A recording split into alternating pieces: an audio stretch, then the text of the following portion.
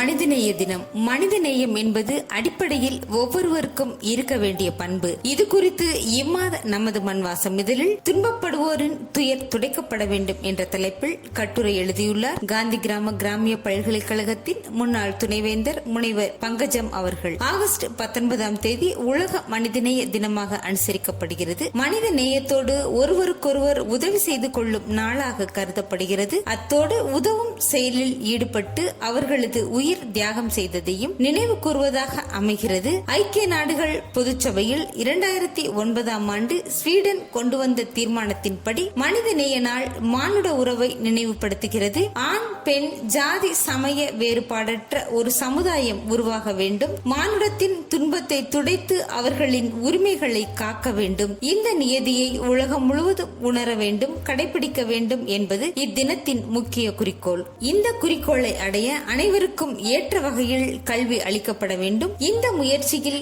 பல சமூக அக்கறை உடைய தன்னார்வ தொண்டு நிறுவனங்கள் ஈடுபட்டுள்ளன. மனித உரிமை கல்வியை தொடக்க பள்ளியிலேயே தொடங்க வேண்டும். அவர்கள் மனதில் மாற்றங்கள் ஏற்பட்டால்தான் சமுதாய மாற்றம் ஏற்படும். ஐநா சபையிலும் இது குறித்து விவாதித்து நமது நாடும் இதில் முன்னிலையில் உள்ளது என்கிறார் முனைவர் பங்கஜம் அவர்கள்.